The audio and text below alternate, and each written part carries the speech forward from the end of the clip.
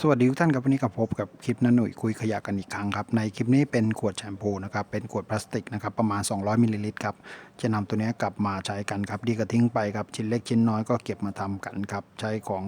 งใช้ภายในบ้านครับประหยัดได้